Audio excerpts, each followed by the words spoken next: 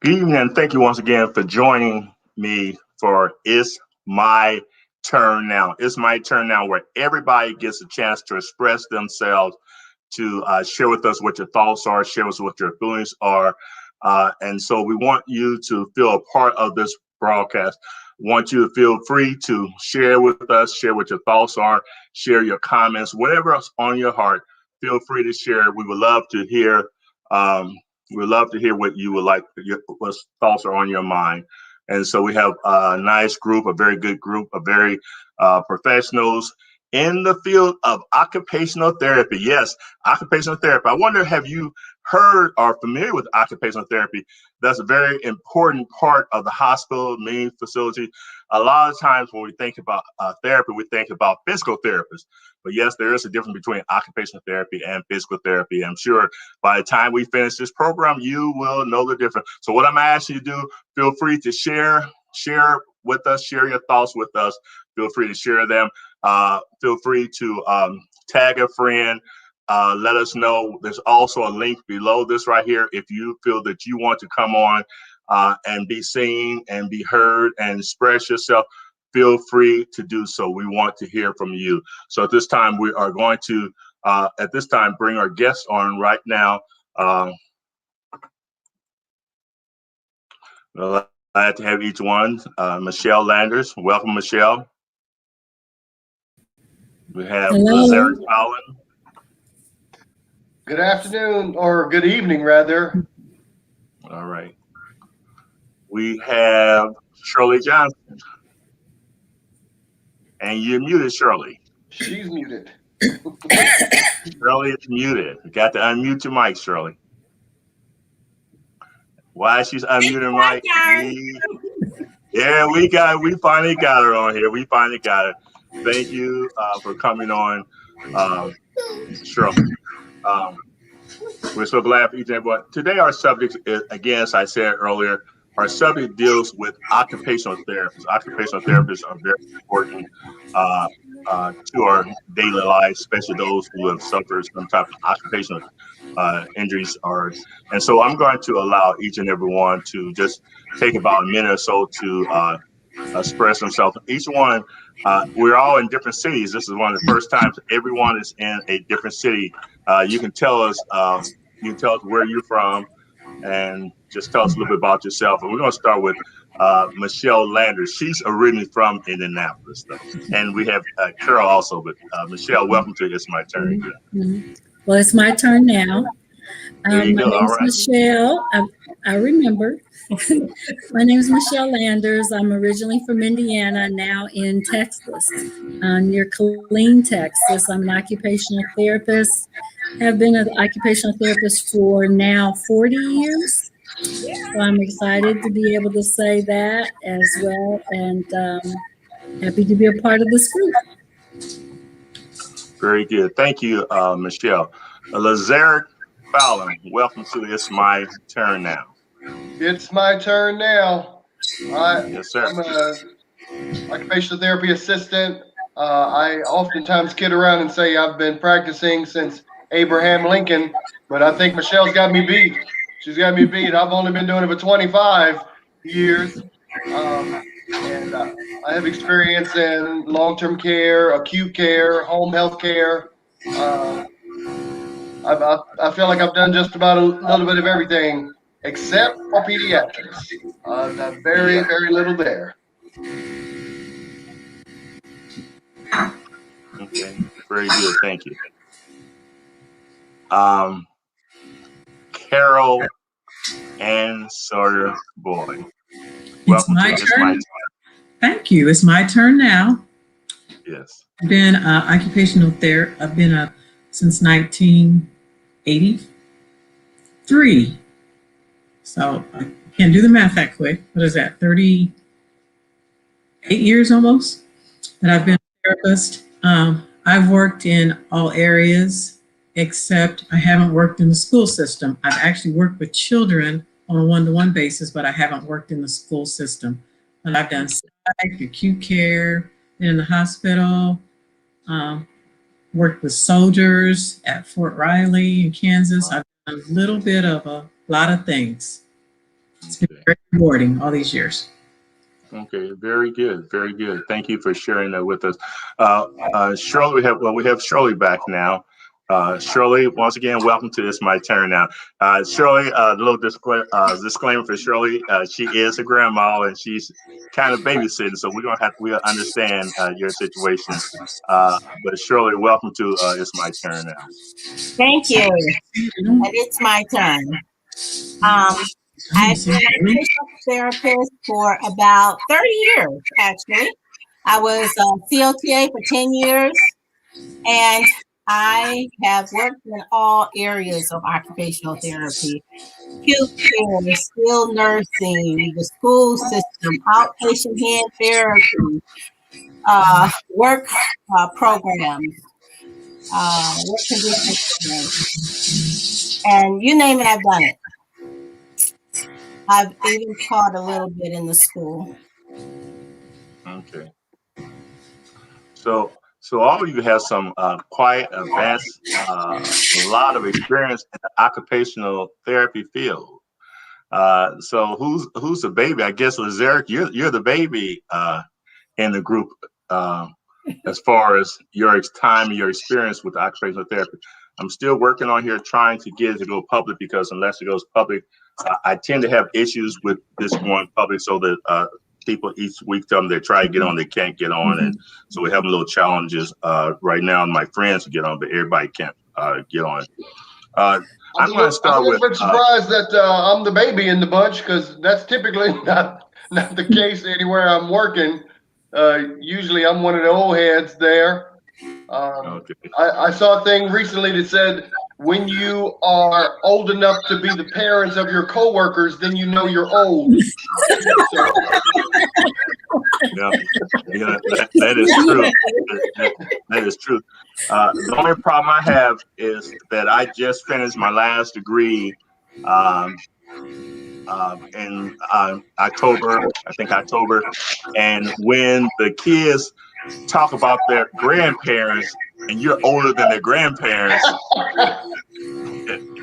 you're older than grandparents, that's not too good. And so, but unfortunately, that's what happens. And so, but what a lot of people don't know is that I actually was accepted to IU School of Medicine as an occupational therapist.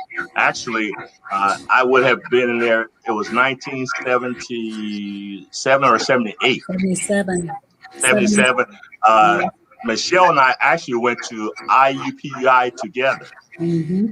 And I started off in occupational therapy, and I dropped out because I got broke. I got tired of being broke. I decided to make some money. So I went to AT&T, and AT&T said, we love working, having you work for us, but we will not pay for any medical courses. So I was forced to go into business. So that's why I never did complete my career as an occupational therapist. And I was sharing with someone, I said I thought about going back at this old age, going back just to complete. You know how it is that you want to finish something, but I think you guys talked me out of it and talked me into my senses. It's a little bit late. Yeah, right you're now. doing what you're supposed to do. What's that? You're doing what you're supposed to do. I'm doing what I'm supposed to do. Okay. Yes, then. you are doing what you're supposed to do. Okay, I'm going to start with Carol. And Carol, tell us a little bit about what got you into occupational therapy, because I think people pick different fields for different reasons. Tell us what caused you to become an occupational therapist. You're mute. So I had started in nursing. I went to a private school and I started nursing, and I was involved in a 2-year RN program. And I thought I was going to die, like literally thought I was going to die, because it was way, way, way too hard. You just did a little bit of practicum, and then I had to start clinicals and have all my classes, do all that. It was just way too hard. So then I transferred to IUPUI, and they had a shortage of placements for nursing, and I was going to have to wait. So I was like, well, what do I need to do? Because from the time I was in 3rd grade, I knew that I wanted to do something to help others. 3rd grade, I don't even know how that happened, but I knew I wanted to do something to help other people. And so I was trying to make a decision. So I talked to Michelle.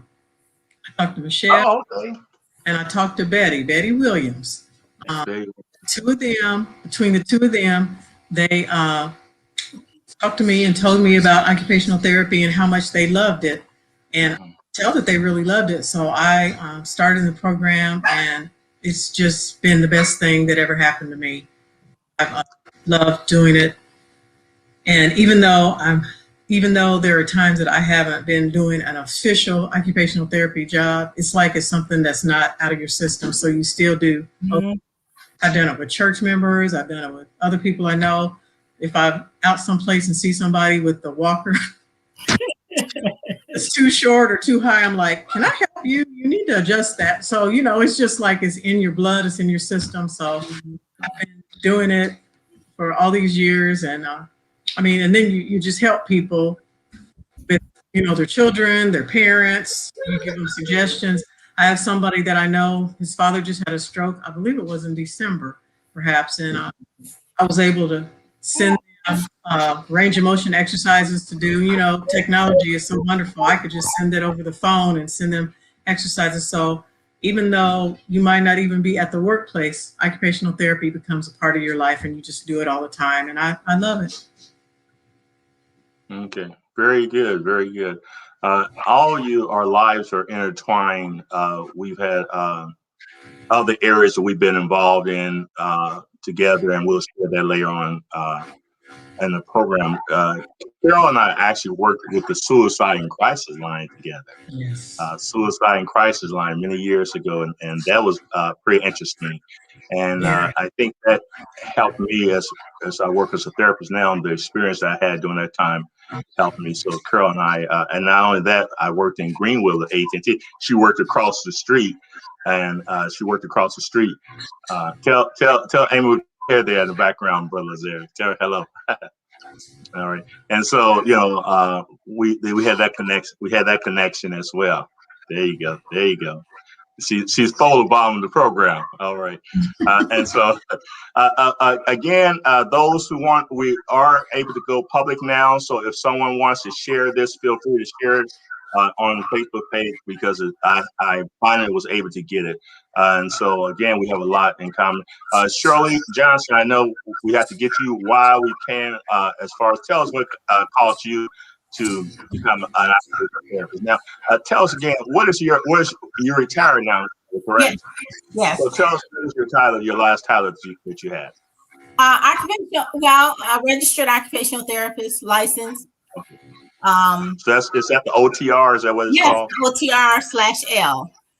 Yeah. /L. Okay. Very good. So I retired from the hospital acute care.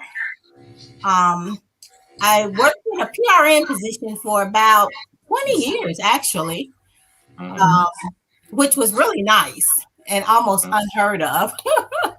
Okay. But what interested me in occupational therapy, it was in the 70s, I believe, early 70s. I knew that I wanted to help people also. I was working in the hospital as a nurse's aide, and I thought maybe I would be a nurse, but I observed how the doctors mistreated the nurses, and I had very low tolerance for that. And back in the 70s, the doctors were very disrespectful, very rude. The nurses would get up out of their chair to give the doctor when he came to the floor. It was just a lot of catering and disrespect. So I'm sorry. So I ended up taking an interest test, a career interest test. And that's how I found out about occupational therapy, from the career interest test. Okay. And that turned out to be a good field for me, a good fit. Okay, very good. I think Malachi is auditioning. Tell him he can't quite audition with me. He has to audition with somebody else, but he's getting ready for his career. And so we thank you and we understand. Lazarick, tell us what caused you to decide to go into occupational therapy. I also was in nursing school. I started off going for my RN, and I was just came off active duty in the Army, and I went into the reserves. And this was during that period, Bill Clinton, when they were doing reduction in forces. So they said, your job as a medic in the Army is being downsized, so you have to choose another field. So I actually went back active duty to become a coda in the Army. And I always thought, well, in the background, after I finish this, then I'll go back and finish my RN. And after I started practicing, I, took a few classes, whatever, but I just never went back and never completed my RN. And I very much am like Carol when she says you're going around and you're seeing people, you help people. I can't count the times I've been somewhere at a restaurant, help somebody tie a gate belt, help somebody in and out of a car, doing a car transfer. I remember one time I pulled up to a gas station, a guy had fell. I helped him up, helped him get situated. I mean, these type of things happen all the time, and it is has a lot to do with having that mind to help people, and being that therapeutic minded to try to help people. And that's where my start. Before I began school, before I began in nursing, I was a medic in the Army. So I right out of high school at 17, I was a medic, and then just kind of trickled my way through until I got to where I am now. God has been good to me. Very good, very good. Thank you for sharing that with us. Michelle, your turn. Tell us what caused you to get into occupational therapy. Oh, trying to get it back on. Well, my mom was a nurse, and she worked in a clinic where my aunt worked. I think it was Tri-County Mental Health or something like that at the time, and I was in high school, and I was trying to figure out what I wanted to do. And my aunt told me about this job that said that you could play cards with your patients. And I was 17, and I thought, that sounds like a good job to me. So, What a gambler were you? No. You weren't a gambler, were you? No. I just thought, well, that sounds like a good job, but I didn't have any idea what it was. So by the time I started looking into it, I had somebody at our church, which Carol mentioned, Betty Jo Williams. She was already an occupational therapist. And those that know her, she's still in Indiana, just retired. And she does have a way of getting you influenced into whatever it is that you're pursuing. So she told me about it. I talked to him, got into the interview. And at that time, I still wasn't sure exactly what it was, but I passed the interview and sort of got into the classes. And what I liked about it is that you sort of got in, and you stayed with your same group. So that really helped a lot for me to stay in, because there was times that you don't want to stay. There's times that the classes get so hard, but you're sort of there with the team and you stay with it, and then you all graduate together. So, and that was, I think I graduated, went the straight 4-year, and my first job was in a nursing home. And then I've done so many different places since then. Like Lazarick said, nursing homes, acute care. I've done schools. I've done peds, hands, home health. I mean, one thing I like about it is that once you find out what you're doing, you can use that base in any area of your life, any area. I mean, it takes care of infants to adults. So that's why I stuck with it. Mm-hmm. Very, very good. Thank you. We're going to have to get some nurses on here, because everyone who said they went to OT, either they were start off as a nurse or the family members start off as a nurse. So we're going to have to get some nurses on here because they're all good areas. But I'm going to ask a question. I'm sure that somebody is asking the same question. Now you say I help people that are disabled. Well, what's the difference between a physical therapist and an occupational therapist? I know somebody's out there want to know that question, because when I first got into the occupational therapy field, I had to ask myself, who wants to take a stab at that? Share with us what's the difference between occupational therapy. I'm sure some of the duties are overlapping. But tell me, what's the difference between an occupational therapist and a physical therapist? Typically, I tell people every day, it's because we're smarter and we're nicer. That's it. That's it. What I say is PT helps people walk and we do everything else. Yes. Yes. Because we're holistic and we Yes. cover the whole entire body and the mind. But PT, all they do is help people walk. Exercise. Yeah, exercise their legs. Or I'll tell them that they are the physical torture and we're the other torture sometimes. yeah. Now, But I'm going to the have to other thing defend. is, We don't want to say that's all they do, because that is a lot to be able to help someone who is not able to walk to be able to be mobile again. But I think I have actually seen occupational therapists. I've seen them do a lot of the same responsibilities, really, that the physical therapists do.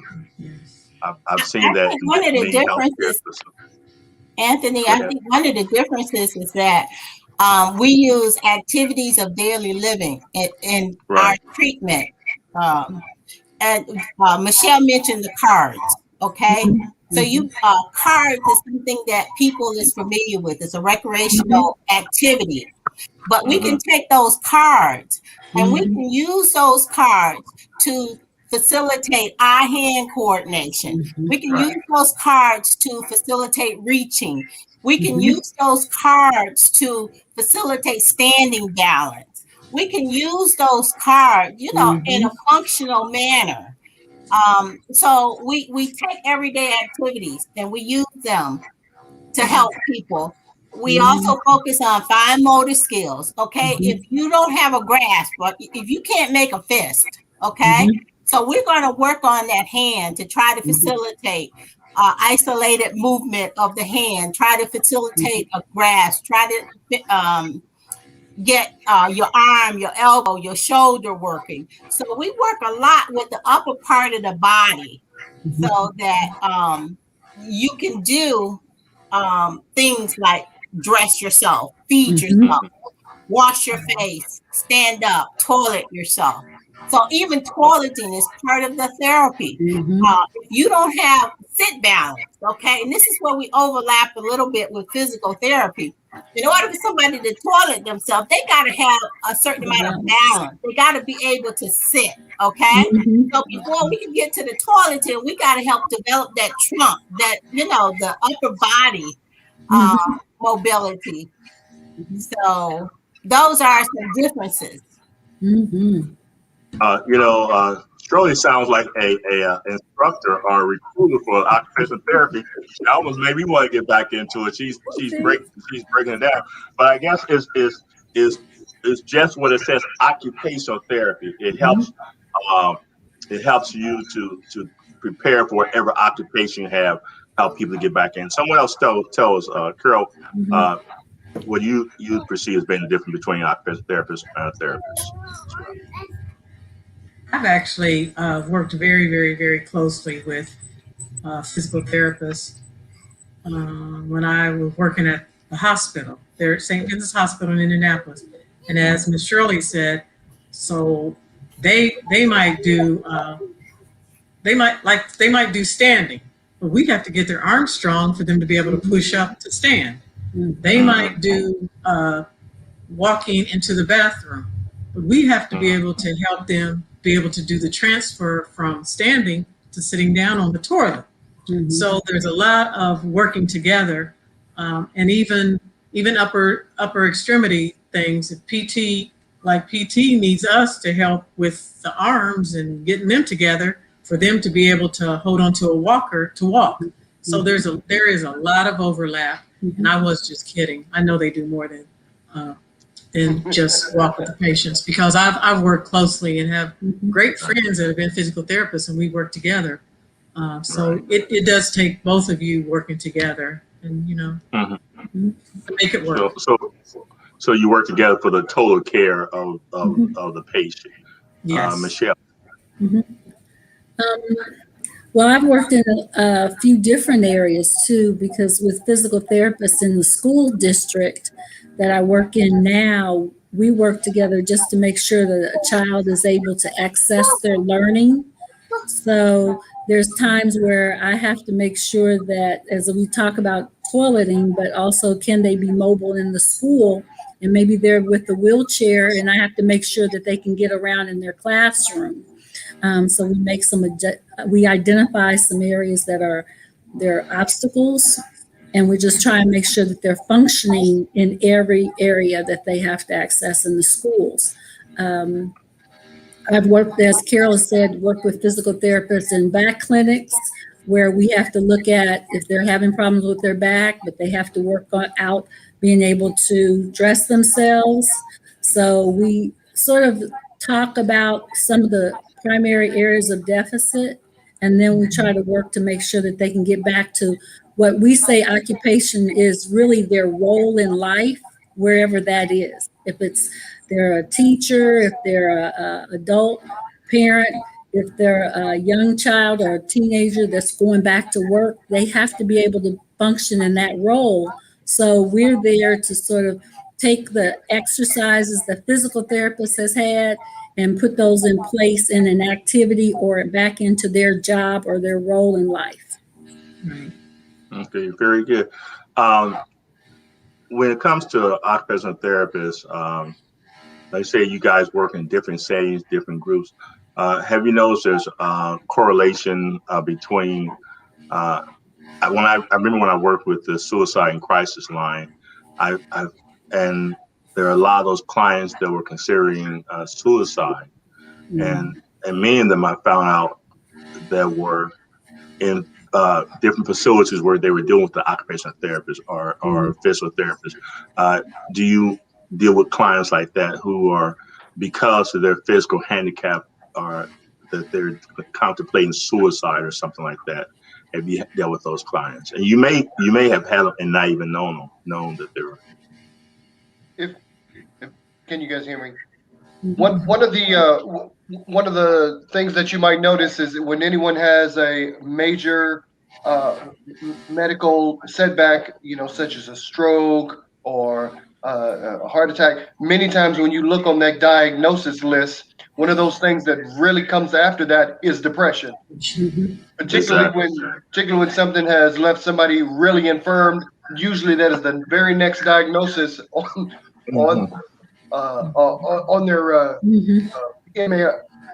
I'm losing my words here. Their diagnosis. So, of course, and I've said this many times. One of the greatest jobs of a therapist is being a cheerleader.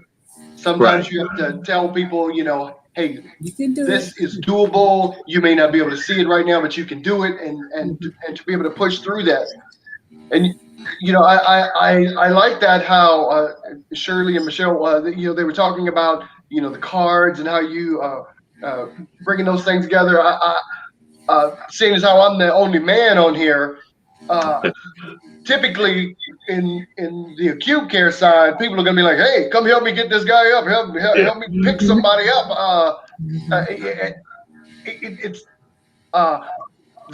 that part about getting doing cards and those things. It sounds really good to me. I'm like, I like that job. That sounds pretty good. Got me in. So I would ask you, Lazare, and I think you brought up a good point. Whenever there are some times where there are a little more that's expected from a male. What is the difference do you see that's been a male occupational therapist versus the female occupational therapist, or is there a difference? No, I really don't. Most of the time, very seldom, but most of the time when people have come into the hospital and when you're doing things like bathing and dressing and toileting, with most women, if you are respectful, just be very professional. I've had just a handful of people over the years who said, "I don't want a man. I don't want no man in here to help me." But most of the time, I've that never happens. Uh, Mhm. and doing showers and bathing, and that's where the rubber meets the road as far as occupational therapy. I mean, it's great if you have good strength, if you have good endurance, but can you get out of bed? Can you make it to the toilet? Can you put on your shirt and your pants and those things? And can you do it safely? I mean, that is that's the bread and butter for OT. Mhm. And Mhm. it, maybe because I'm a man, I might sometimes get the more difficult patients or the more heavy patients, or the guys that are 6'9", 300 pounds. Um, but the principles still apply. I mean, the very same thing that we're working for on the 100-pound, 99-year little old lady is the same thing we're going to be working on with the 6'9", 300-pound guy. Very good. Again, if anyone has any questions, there's a link that's right before this right here. If you want to click on the link, you can come on live, share your question with us, or share this right here. From what I'm hearing, it takes a lot of patience. It takes a lot of patience to deal with. It takes patience dealing with the public in general. But I'm going to start with you, Carol. What do you think about the patience that it takes to work with these clients? So, in my experience, the most patience that I have had to have is with family. You work with the patient, and a lot of times the patient is very willing to work with you. The patient, because if you've had an evaluation, they explain to you the reason why we are doing occupational therapy with you. I don't know if any of us have said it yet, but our goal is to get a person back to the highest level of functioning for them. It's a personal thing. Each evaluation is personal and it's individual. You try to get them back to their highest level of functioning. Some people, it's them being at the nursing home, some people going home, some people living by themselves. So it's all subjective as far as who the person is, but that's what you're trying to do, get them back to their highest level of functioning. When you have family members that are like, no, don't touch him. He said that hurt. He's too weak. He can't see you today. The doctor's been in already. They have a million excuses why you can't see this patient. Then they end up doing a lot more for the patient.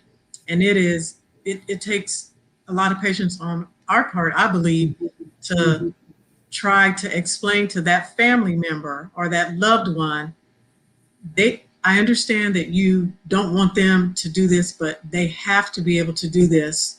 Right. And just trying to explain that to me is what takes the most amount of patience, because right. You learn the skills of what to do when you work with the patients that you're seeing. You do learn the skills, and there are some that will test you and try you.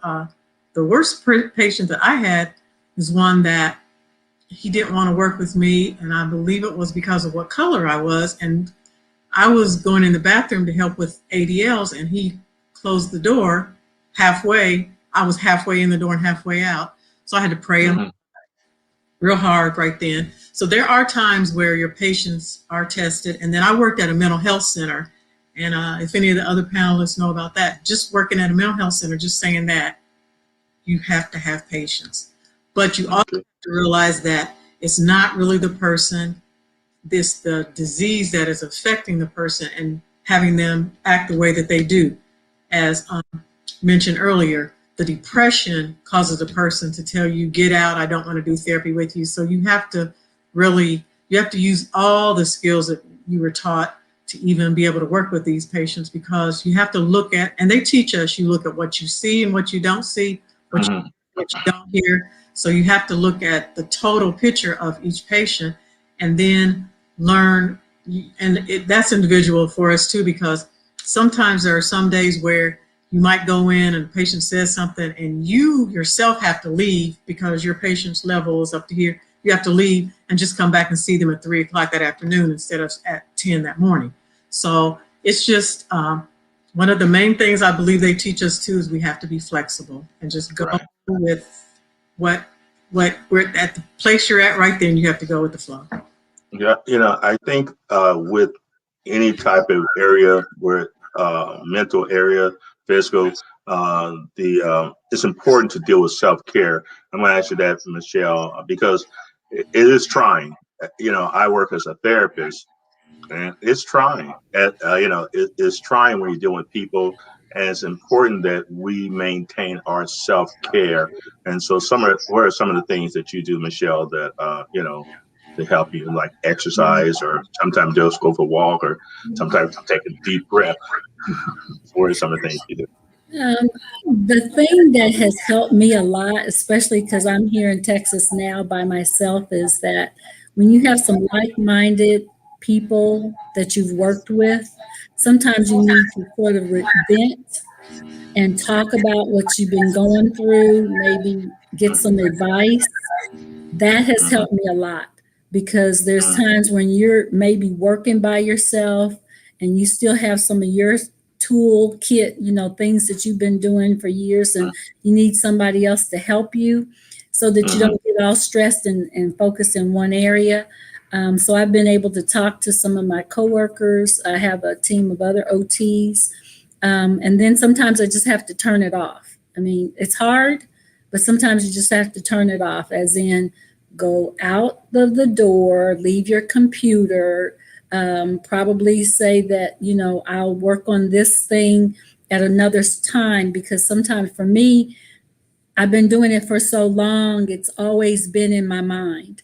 I've had people even I can talk to them, but I'm always evaluating. And I have to sort of catch myself saying, I sort of see the problem, but you don't. And then I have to say, well, wait a minute, you're not evaluating, Michelle. This is not that right. time, you know. But it has been a lot to say, how do you take care? How do you put together a balance? Which is something that we always say. How do you balance your life? When I was in the first stages, they used to say a pie of life, and how much time do you spend on different things, and just make sure that it's actually where you want to spend your time, and it's not the thing that takes up most of your time that you don't want to spend time in. So being able to balance that out, and getting some sleep. I know I'm finding that just because I need to get some rest so I can regroup Mhm, and get back in, because I work in the school system with kids. So there's a lot of times where you're just constantly moving around with some kids, and then you've got to be able to relax at the end of the day because you're tired. mhm. So, Yeah, yeah, very good. I think people don't realize people want what they want, and I know sometimes even when I go to restaurants, uh, I'll ask the waiter or the waitress, "How are you doing today? How's your day?" When people in the service industry, people don't think about the individual. They just want the mhm. service that they're receiving. And I think when it comes to occupational therapy, physical therapy, what I do, they really don't think about the individual. And you're a human. You have a position, you have a job, but you're a human. Plus, you have your own personal issues and things like that. So it can become challenging. It can become overwhelming. I'm going to ask you, Lazarick, as well. How do you maintain self-care? And you are on. There you go. Well, as you know, I'm married to a nurse, Mm, so both of us are probably decompressing each night when we come home. And when you say, "Honey, how was your day?" You don't know what might come out between the two of us. And that's where I think that's where I'm able to vent and to be able to tell someone who has an understanding of what it's like to be in healthcare, and having to put up with the dynamics in the workplace, and doctors and nurses and different uh, uh, you know personalities and disciplines. So I would say that's probably one of my strongest resources is my wife. Um, very good. Thank you. Uh, Charlie, I want to ask you the same question. We're talking about, I know you stepped out of the room, but we're talking about self care. and you're retired now, so you get all the self-care you can get. But how did you deal with self-care when when you were in practicing? I think that I would always have to tell myself, and, and and when we were in school, they would always say you're the stronger person, okay, and that you have to take the brunt sometimes of the stress that patients have, and that it's not personal, okay. So I would tell myself that a lot, and I would also praying and going to church helps me. It releases my stress. And also when I leave work, I leave work. I don't take work home. I don't talk about work at home. Very rarely in the 30 years that I've worked have I brought work home. So Right. I usually make that separation. And I love to walk and I love to travel and I love to do things with my family. So that's how I take care of myself. All right, very good. Thank you. Carol, I'm going to ask you the same questions that I think is important. How do you deal with self-care? Still there with us, Carol? You're muted. Go ahead.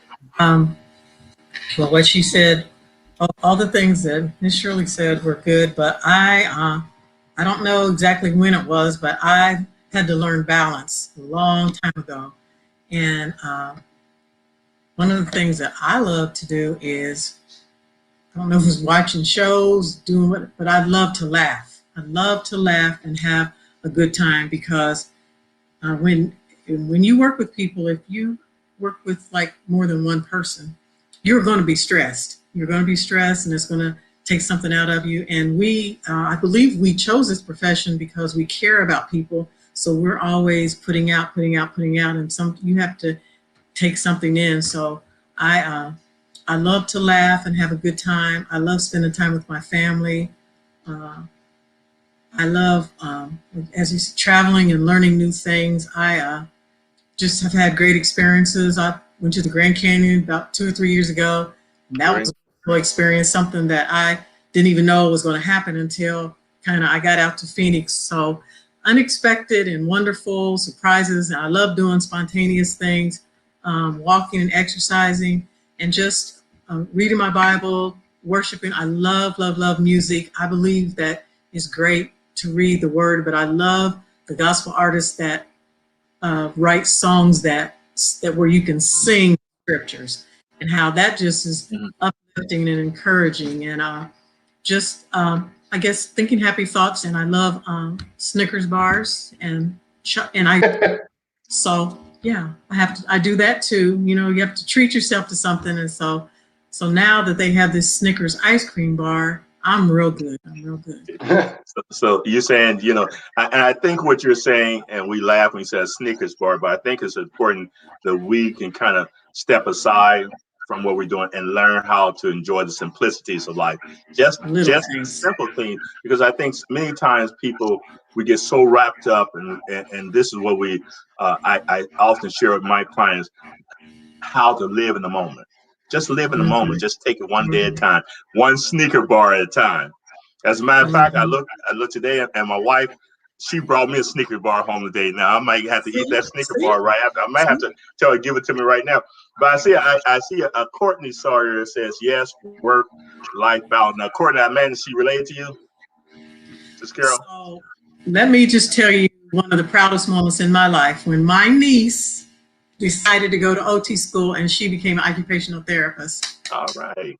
Is that Courtney? That's Courtney. That's my sister. Hey, congratulations, Courtney. So how long has it been since, how long has she been in the field? She would have to tell you. I think it's about 3 years now, or maybe even longer. Well, tell Courtney you're welcome to respond. You're welcome. There's a link that's on my Facebook page. There's a link. If you want to come on live, we can celebrate you. And yes, that's good. Coco? What'd you say? We call her Coco. I was like, yes, Coco. Yes, Coco. Come on, Coco. You're welcome, Coco. Yes. When it's my turn, everybody gets a turn. It's my turn now. You get a turn, Courtney. So 6 years, she's saying. So it's good that you inspired her. And one of the things I would say, and Courtney, you can just share with us some of your experiences.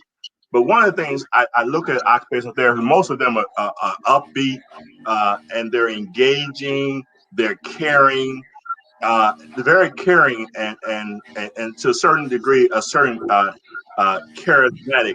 They're able to, because you have to have that to be able to motivate somebody who doesn't want to function or don't believe that they can function, to motivate them to the point that they're ready to go. I'm ready to go. It's almost like you're constantly giving them a pep talk. You can do this.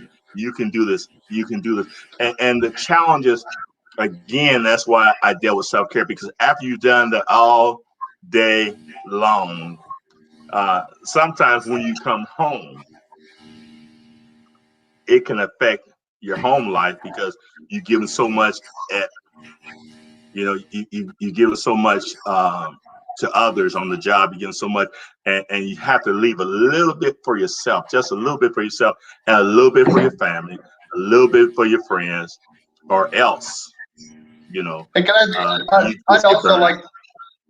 Go ahead. I'd like to add. I'd like to add also that I don't want it to be to paint the work-life balance. I don't want to paint the picture that it's just everything that we do is drudgery. But No, we have fun. but for me, when you said enjoying the moment, there are times when you have patients that are a struggle that really test you. But then you can also have times those very same people, when they come around, when they start to warm up to you, and when they start to turn around, and my personality, sometimes my sense of humor comes through, and that makes things better. And sometimes you can have those little gems throughout the day when you know that you have impacted somebody, when you touch somebody's heart, when somebody actually has a smile. Those are the things that really make it worthwhile. Yes. Okay, so are you saying that then it's therapeutic, helping those individuals, therapeutic? All right, Courtney, since you're on here, Courtney, we want to ask you can type in, Courtney. Are you glad that your aunt encouraged you, or caused you to want to get into occupational therapy? She's been there 6 years, so she's just, as they say, she's just starting to get her feet wet. So She started in nursing, Tony. Wait a minute. She Switch started. nursing. Lazare, we won't have to get Amy on here another episode, because the nursing. But again, I guess what we were saying, nursing is a demanding field, and Yes. I think there are certain fields that call your name. There's certain fields that you feel more suitable, because I know some nurses, and I see you, Michelle. I know some nurses that they love it, they live for it, and that's their gift. And it's important that when you walk in your gift. Yes, Michelle, I think you have something. Well, Go ahead. it's my turn now. I think we need to remember that, I know all the OTs will say this, but we came out of nursing in terms of how we give care. There's parts of nursing that does a different type of care, but then when we get to the point where we actually have to help them become functional, that sort of separated us out from them. So there's times where, as you've been an OT for a while, some of the things that nurses do on a daily, I came from a time where they didn't have they had nursing assistants in the hospitals, and then they turned those into only nurses, and the CNAs were gone, and they wanted all the OTs to come and work on the clinic floor, because they knew we were going to be the ones to help with dressing and bathing, all the things that nurses actually had done before. So some parts of it, I say, oh, well, I've seen what they do, but then I like what I do, and it has been rewarding. I saw one of the messages was what has been most personally rewarding for me. And I wanted to really share this because I had worked on a pulmonary unit before, and these were people that were on vents, and they weren't always ones that people thought were going to make it. And because we work with activities, I was able to bring them some type of activity that distracted them long enough While the nurses were working on their care, the respiratory therapists were working on their care, they were able to do something that took their mind off of everything else that was going on. And even at that time, because I knew that they may not have lived long, I took it upon myself to set up times where they could take pictures with their families, where I may not have, I had probably been the only one that knew that they may not be here 2 weeks down the road, only to find out that the families were appreciating the fact that they could get a picture, they can get some activities, or maybe something that they wrote to them.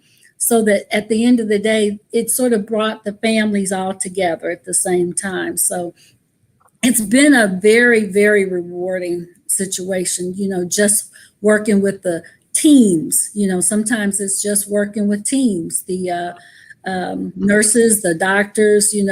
Sometimes we know more about what's going on with the patient than all the other team members, because we are working with the ADLs, and they'll tell us everything. And some things we don't want to know, but they'll tell us everything that they want us to know, and then we have to go out there and share it.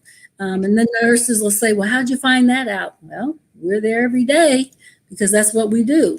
So I have definitely seen a lot of good personal things that come out of being an OT. Very good. Thank you for sharing it. And I'm going to ask the same question. Thanks for sharing it. I did not see that question. My wife wrote, it's my turn. I didn't even see the question, so I'm glad that you mentioned. Shirley, I'm going to ask you the same question. What's most rewarding? What do you find most rewarding about being an occupational therapist? Are you talking to me, Anthony? Yes, ma'am. Oh, okay.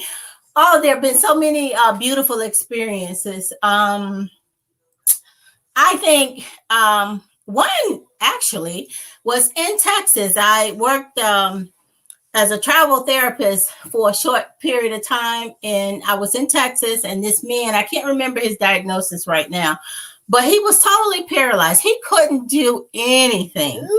And we worked on his fine motor skills. He wasn't able to take the cap off of a toothpaste. And by the 3 months I was there, he walked into the clinic, and he reminded me how weak he was, that he was not able, that he was so weak, and he did not have the hand function to even take a cap off of a toothpaste. And that was a very rewarding moment. And, while I was working with him, he used to tell me, oh, I just want to be able to hold and drink a glass of grape juice. So when he came to the clinic, we had grape juice. And that was just a beautiful experience, because he came from flat on his back to walking, to being able to hold that glass and drink, and so that was a beautiful experience. Oh, that's awesome. That's a powerful testimony. And it's very rewarding when you can look back at that, and at those moments like that are moments that makes it feel like it's worthwhile. Lazarick, I'm going to ask you the same question. What do you think seeing it done in your field that's been most rewarding? Oh, as I was pondering this question before I came on, and there's so many that run through my mind. I was trying to kind of pare them down in my head. There have been many times when I've seen some of the patients I've worked with when they have gotten out of the hospital and went out. You see them at Golden Corral, or you pass them. I and my wife, we saw a gentleman at the car show some years ago, and he says, "Man, I remember you. I remember when you got me up on the side of the bed, and as soon as I sat up, he lost his balance and just fell right over." And how he was able to get better and go home. I had a gentleman one time. I had Guillain-Barré, and he was pretty much from the neck down just completely flaccid. And for months we worked and helped to get that strength up, and he ended up going back to work. He retired. He came back into the clinic. When he came back in, he had a tan. He had his hair dyed. I mean, he was all hooked up, wearing a suit. And he was so grateful. He came in and wrapped his arms around me and hugged me. And those are the things that really make it even more rewarding. And it's a great job, and I've loved it over these years. Very good. Thank you. Carol, tell us, Carol. Tell us what's most rewarding for you. As you are talking, I have two totally different experiences, but I need to share them too. So the last job that I had as an OT, I worked with soldiers who had been to Afghanistan and Iraq and were coming back, and a lot of them had either been hurt or something happened with them, and they were getting ready to get out of the Army. And I tell you, so I did different occupational therapy there than I've ever done before. We went and volunteered. I helped do caulking at a house for humanity. What are those houses called? Habitat for Humanity. Habitat for Humanity. I went with the soldiers and I helped do caulking, which I had never done before. And then I went back to the grand opening of the house and saw the family and things like that. So we did volunteer work and we did yoga, and we had more men in the yoga class than we did women. We did cooking, again, more men than women. We did a communication class. We volunteered at different places. It was just such a rewarding thing. And one of my soldiers just sent me a text message. I have kept in communication with them and I still talk with them. This is 7 years later. Right. And that to me, it just thrills my heart. And when I went there, I thought it was a job. I was doing traveling therapy. When I went there, I thought it was a job, but it ended up being a ministry. And I just did things. One of the soldiers, we went to go see Shonda Pierce, who was a comedian. So we went and we laughed. I felt like she needed to go. So we went to the city and we laughed. And just to be able to have that communication with those soldiers and to know how well they are doing now, because let me tell you, I didn't know, but Afghanistan and Iraq, PTSD is real. Very and real. My goodness, it's something. So that's been overwhelming to me and been very rewarding. But the thing that I can think of, one of the patients, and this is far reaching to me because it wasn't just a patient, it was his family. I did ADLs with the patient, and then on Monday mornings, there are these ladies that would come and sing gospel songs in a room. So after I finished ADLs, I took him to this room. Now you may need to tell us what ADL is. Everybody doesn't know. Activities of daily living. I did bathing and dressing with him. Bathing and dressing, got him ready. And I'm like, do you want to go in there with the singing?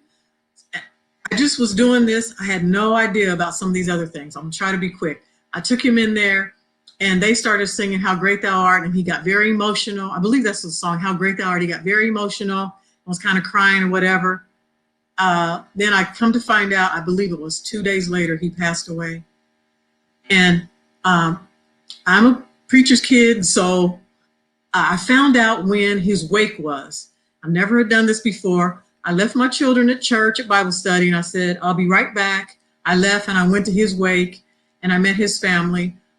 This lady that I know that worked at the hospital as well, the hospital he was at, said, come look here, I want you to meet his son. I met his son, and she said, this is the lady that took him into the singing. He just broke down and started crying, and I had no idea why.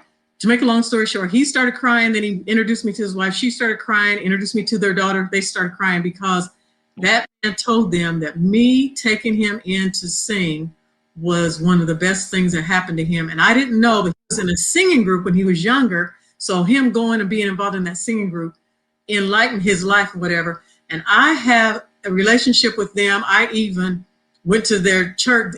His son was a pastor. I went to their church. I was a speaker on a Sunday morning. I couldn't believe it, but I was a speaker. And just to me, in occupational therapy and just having the just being able to not just deal with the patient, but it's outreaching and just to see how even his family, how well his family did afterwards, and just see the progress people make. That's what's very rewarding to me. Sorry. Very good. Very good. Thank you for sharing that with us. That's very powerful because we really don't know how many lives we impact. Not only them, but you're impacting their family's life. You're making their quality of life better.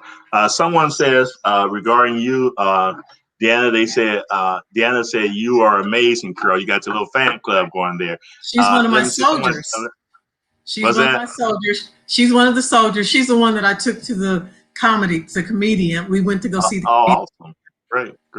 Yeah. Lisa Bourne said, I worked in the school system for 36 years, a center-based program for special needs, severely cognitively impaired I'm not an occupational therapist, but we still had the responsibility to help the occupational therapists and physical therapists. Our students mostly didn't talk, but I had to remember why I was there. But I loved the students. It was always fun, but it was rewarding, especially when we saw the results. Ages 5 to 26 years of age, so we teach. We, the teachers, had to assist as set. We follow the lead of the OT. We continue success to everyone. And so it's a strong, thank you for sharing that with us, Lisa Magnus, I pronounce it, Lisa. And so Lisa's, what she's saying is that she's sharing with the fact that there is a strong support system. It's networking. Everybody's working together, and everybody, the physical therapists, the occupational therapists, doctors, the nurses, everyone is working together to see that patient to be as independent as they can be and as functional as they can be. Now, I think this is Carol. We just about run out of time. We're going to hopefully about 10 more minutes. But Carol said, praise the Lord, Pastor Dr. Walden. We please ask Carol about her patient and all night long. So tell us about that. I was working in what is it called? Not TCU, not acute, but when they're there for a while, I can't even think of what level that is. But rehab. I was working a step down. Yes, I was working in rehab, and so I had a patient, and we were do therapy in a huge therapy gym. PT was on one side, OT was on the other side, and so there was this lady, and she would come in a wheelchair, and I'm going to embarrass my children. I'm sorry that I'm going to, but she would come in, and all of a sudden we'd be sitting there, and she talked very, very fast, and she said, "Y'all know that song Lionel Richie sings? You know that song Lionel Richie sings all night long?" And she said, "All night long, all night, all night." Oh my God. I'm telling you, we laughed so hard. And every single time she came to therapy after that, we would sing, "Now, what's that song Lionel Richie sings?" So we just were entertained. We entertained her, and she entertained us singing all night long for a week or so. And those are the kind of things that you might be going through and having a bad day, but when you have a patient that comes and does something like that, it stays in your memory. But it was so entertaining, and we laughed and had such a good time her singing Lionel Richie's song all night long. Very good. I think those are moments that just makes it just that much special. Thank you for sharing. Tell your kids don't get upset with you. Tell them to get upset with Aunt Kathy on that. Okay. Okay. Let me see. He said, "Praise God for her." Amy says, let me see what Amy has to say. She says, "I got to witness Eric do his best work when he cared for my mother, his mother-in-law, during her last few weeks of life." Very good. And I think that brings a very good point. You carry those skills with you to your own family. A lot of us have unfortunately lost loved ones. I think all of us. I know Michelle was at her dad's funeral. Shirley, by the way, as we're cousins. Her and my wife are first cousin, are cousins. So I was there, and when she lost her husband, supporting them. And Carol, her mom, her dad were very special people. They were both awesome people. And so these skills that you don't think that you'll need them personally, but you find out that that they're helpful, and you can help the family, and you never really think that I'm going to need it for myself. So I think that's very good. Let me see. Monica Jackson Bland said, "My husband's watching Lionel Richie on American Idol right now, all night long." All right, amen. There she goes. Okay. Lionel Richie right now. Tell him help himself. Tell him help himself. Okay. Someone's let me see. Monica Jackson says, "Can you touch on working with children with autism?" I will say this right here. Before I present to you guys, I tell my wife I work as a therapist, and my favorite client is a 12-year-old autistic young lady. I mean, she puts a smile on my face. She always has something interesting, and so I really look forward to her. They're just special. So I'm going to start with Michelle, tell us about working with the autism children. How do you guys do with that? Well, we have a really strong team, and that's probably the best thing I can say is that we have a team of licensed psychologists, we have diagnosticians, we have OT, we have PT, the teachers.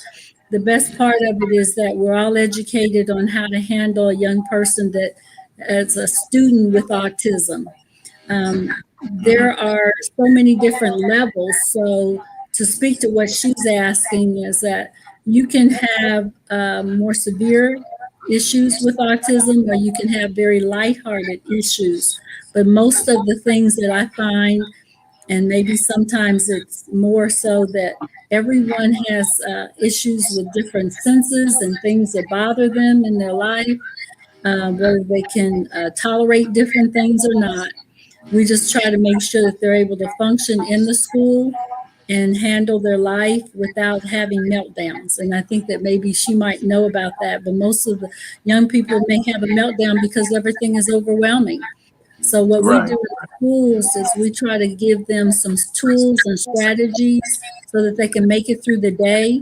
And those things that they're very sensitive to, whether it's sounds, noises, maybe it's lack of structure in the classroom, we're able to look at how their day goes and try to make sure that they're successful so that they can stay in school and not have times where they can't tolerate anything. And sometimes I'd like to say that we all have some tendencies that if things get overwhelming, we go back to some things that you have to do, whether we're rocking or whether we have to listen to some music or we just have to tune it out and leave the room.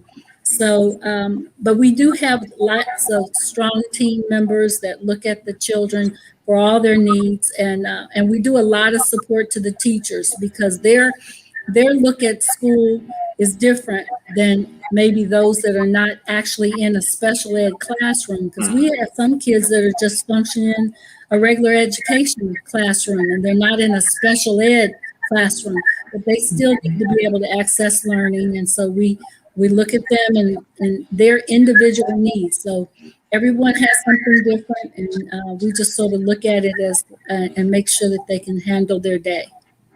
And, also I think when it comes to autism, every kid functions at a different level. And I found a lot of autistic, and this may be a challenge, and I'll go you with this on Lazare.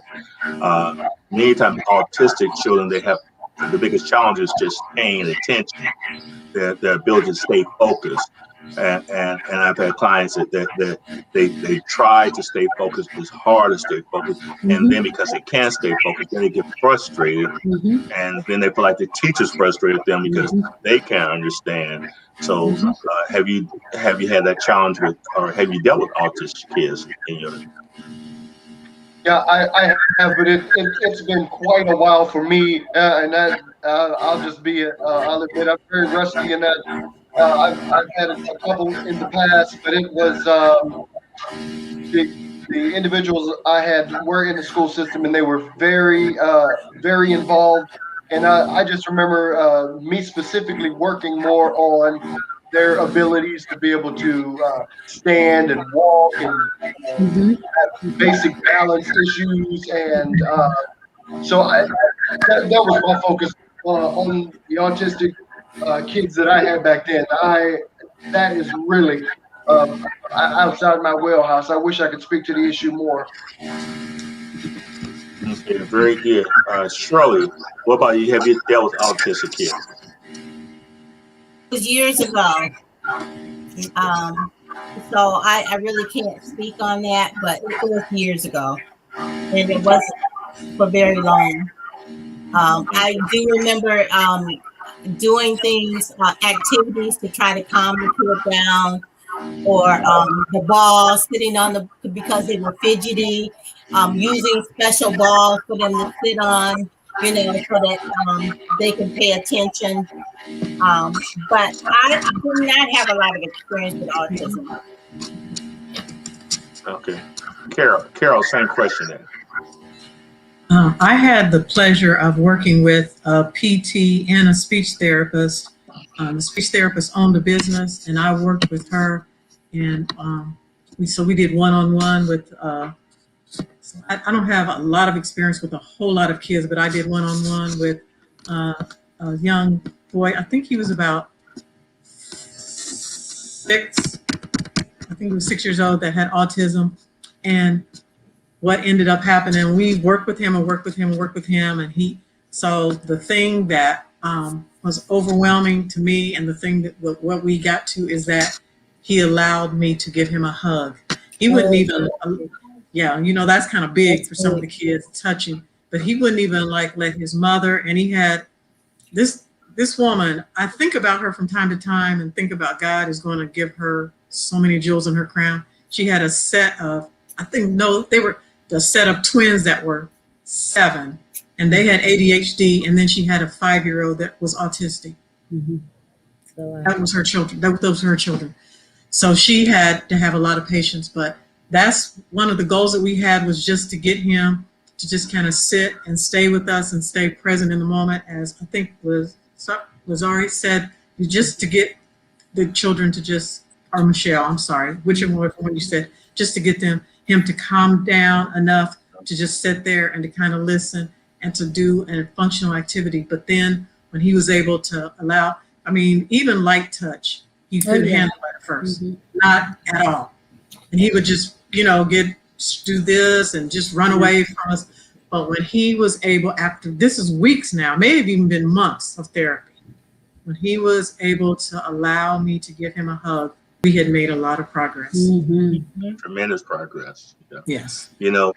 My autistic client, she's 12 years old, and it was interesting. She told me, she said, Miss Nancy, she said, I just don't like when they said, poor little so-and-so, she wants to be treated like a regular child. But and I told her that they're trying to be sensitive, but it is frustrating to her. And I just thought I shared that with you, that you would think that it would mean a lot for her. They'll say, well, poor little so-and-so, is there anything else I can do? Anything else you have? So she really didn't want to be coddled. She wanted to be treated like everyone else. So I think that's important. It was important for her to be treated like that, and so I think that's something that that's to be considered. We just have a few more minutes. I'm gonna give you all a chance. I'm gonna ask you one last question. Give you all a chance. Our good friend, another person from Indiana, went in Atlanta, Georgia. Donovan, I truly appreciate caring and skillful, helpful professionals who have answered the calls on their lives to help people restore to good health. She also said, let me see, what did she say? Praise the Lord to everyone. It's good to see my longtime Indiana friend. Yay, Indiana. Some of us still Indiana. Okay.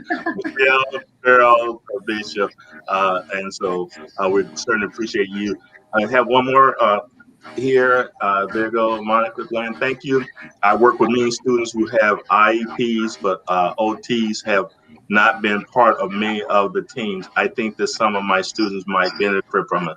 Very good. I think Monica, you bring up a very good point, and I think that maybe each of you is an opportunity to express that wherever you work at, to share it with them, because they do have those, and I think it's important. Like I said, it's a teamwork, and that's very good. Very good thought there, Monica. We appreciate you sharing that with us. Okay, last question. Get ready to wrap it up. We normally try to go. You guys have just been fantastic, phenomenal. Hopefully, after this session, more people know about being an occupational therapist. More people will consider becoming an occupational therapist. Certainly, you have influenced and you affected so many people's lives, and we commend you. Occupational Therapy Month. We commend each and every one of you, because I've actually had the pleasure, I think, of watching all of you work. I've seen Lazaric on his job. You probably remember I've been in his job, watched him. Curl, when you were on Madison Avenue, I watched you. Michelle, I think I've seen you. And Cheryl, I'm not sure if I've seen you, but I've seen you and your enthusiasm, your level of enthusiasm in working with people. So, it takes a tremendous amount of energy, and you have to be upbeat to help people. Last question I'm going to ask each one of you. And I guess I'll start with Michelle, then Lazare, then Shirley, then Carol. I'm going to ask you, because I think it's most important. I tell my clients as a therapist, I said I work as a Christian counselor, as I guess as a second, you can say it as a secular counselor. But I tell them, I ask them, I said, is it okay if I incorporate spiritual concepts? I don't try to preach to them spiritual concepts in counseling. Some clients say, yeah, I enjoy scripture. I give a people Philippians all the time. Whatsoever things are honest, just, lovely, of good report, for being virtue, being praised, think of these things. Those are people who have the negative self-talk. I tell them that, and that really helps them. So I'm going to start with you, Michelle. Tell me how your spiritual beliefs have affected you, and that'll be your wrap up on that for you with you. I like to say that there's something about OT that I learned. It's called therapeutic use of self. And there's a lot of times that my attitude and my demeanor can influence theirs, so that there's a lot of times I can go into it and just pray, sort of set the prayer before a meeting. There have been many times we may have a troublesome family. When I say troublesome, because they're troubled in how to take care of their child. And so I'll go into a meeting before we're there and we'll just pray. And that sets the tone and the atmosphere of the meeting so that it's calm and they're open and welcoming. Sometimes we'll have children that are just not able to handle their day, and I'll just say a prayer and ask God to lead me in what to do, because He already knows what's happening for the child or what's happening in the situation. And I just have to get myself clear so that I can meet that need. And most of the time, it's all about just making sure that I can have my heart open, because these are people and I have to treat them with the most respect in order for me to be able to meet their need. And they will be open at least enough that they'll accept my care, that I'm there for them to help them to do better. And that's all that I want to do, is make sure that they're doing their best. Very good. Thank you, Michelle. Lazare, same question. How has your spirituality affected you and your clients? I try to keep it very much in the forefront of my mind that when I'm seeing many people, they're in the worst. They're at their worst moment. Right. Whether they have car accident, heart attack, stroke, whatever, and then they look up from the hospital bed and see my face coming in and saying, "Okay, we're getting ready to get up." I mean, that's a tough job to have, but I keep it in the back of my mind that if God has fashioned me with the gifts and talents He's put into me, and if He is directing my steps, and if He has placed me there at this time, then I'm there to do a job. I should be able to help somebody. I should be able to try to make the best of the worst situation. I tell I have this thing on a board at home. It said, "Be the reason someone smiles today," and I try to do that. And sometimes cutting up a little bit, having a good sense of humor can lighten the worst of issues. And I wanted to share a little story with you all about a lady that we had saw. I had treated many years ago. I saw her for months and months, and when she got better, she went home. She came back in the hospital. I worked with her some more months and months. I mean, at the time I worked at a long-term acute hospital, and when she the last time she went home, some months later she passed away, and I went to the wake I kind of grew close to this family, and the husband was just a very nice man, and I went to the wake, and I went in, and one of her daughters says, "Hey, Lazarus, there's Lazarus." That was my mom's therapist, Lazarus. And I thought, all these months I've been working with this woman, and they don't even know my name. There's Lazarus. And I sometimes I still think about it. I just think they may not even remember my name, but they remember what I did. All right. Well, thank you for sharing that with us, Lazarus. I'll have to remember that. Very good. Shirley, tell us how your spirituality affects what you Um, do. I think that um, it has given me peace, and I can exude that peace to my patients. Very good. Um, I I I don't get upset too much or stressed out too much at work, but I think it's because God has given me that gift of peace, and patients feel it, they see it, and usually it's them that'll ask me, "Well, baby, what church do you go to?" Right. You know, or "Baby, would you pray for me, please?" So, and I'll stop right then and there and pray for them. At one time I used to say, "Okay, I will," but I learned that I need to stop right then and there because tomorrow is not promised to them. Okay. So I think the main thing is that it is giving me peace, and I've been able to give it to others. Very good. Thank you. Thank you for sharing with us, Shirley. Carol, same question. I have to unmute you. Let's try it again. Before I answer that question, I just want to say I saw a comment come across, and I just want to say, so I'm very proud. It was my daughter. She's a school psychologist, and what she said was OTs are very essential. So thank you, Kelsey. Wait a minute. Yeah, Dara, I remember when they were first born, and she old enough to be a psychologist. I remember them being little kids. She's been a school psychologist for 8 years now, and that's Awesome. Okay. something. Okay. But I'm she glad. does talk about the OTs and how they are essential. So that's good to know that she feels that we are essential to the whole school. Very good. All right. I think Team. is that Kelsey? Because Kelsey, I was yeah. going to address hers right after this right here. As a matter of Okay, fact, it's let's fine. see.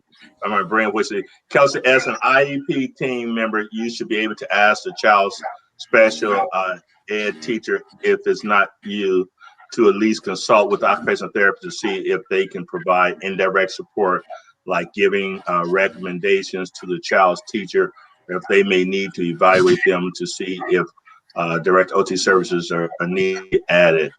Every district has their own procedures for providing OT and supporting. So you might just want to look into how the process works for you. And I know you're very proud of your daughter. Wow, I remember, like I said, I remember when she was just a little child there, and Yeah. she's grown. I'm pretty proud of her. So Yes. I think what she's saying, and I agree with it. There's so many dimensions, and sometimes kids fall through the cracks. So I also worked as a resource teacher in the schools. When I retired, I worked as a resource teacher because I wanted to give back to kids. And unfortunately, there were one of the schools I was at. There was a kid that spoke Spanish, did not speak English. They did not have a Spanish interpreter, and so his classmate had to interpret what the teacher was saying to him. And so it's important that you reach out, make connection, network with every possible resource you can, so we can better work with those kids. So often I would reach out and I say, hey, this child's not understanding. Let's get this child. Let's not let this child fall behind. Let's not let this patient fall behind. Let's work together. Let's coordinate all our efforts so we can get the ultimate care for each and every client. Listen, thank you once again. Each and every one of you guys were fantastic. Lisa James said good information. Kelsey, but it's good information. May have to get Kelsey on here sometime. Yes. I just wanted to, I didn't answer the spiritual question. I just wanted to say real quick, I try to take time and have devotions in the morning before I even get to where I'm going. And then if I've prayed where my office is, I prayed where my little desk, little cubby hole, whatever. But the one thing that I do is at every opportunity that I can, I try to get something in. If somebody asks you about something or says something, well, yeah, isn't that a blessing? The Lord is good. You can say that, because my motto is, if I can help somebody as I travel along, then my living will not be in vain. Not be in vain. All as occupational therapists do, help somebody so our living not be in vain. Very good, very good. Thank you for sharing that. Again, I think it's important. Our spiritual concept helps us with the process. So again, what I don't try to preach to my clients.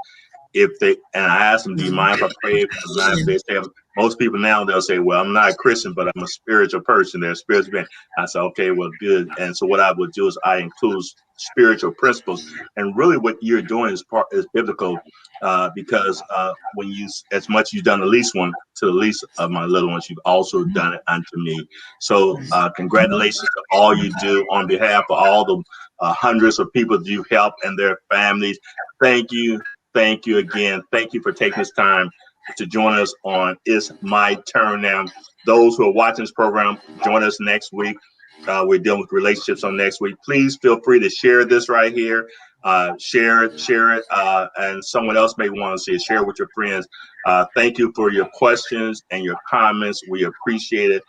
God bless y'all. We'll see you next week for It's My Turn Now. Thank you very much. Okay. God bless you.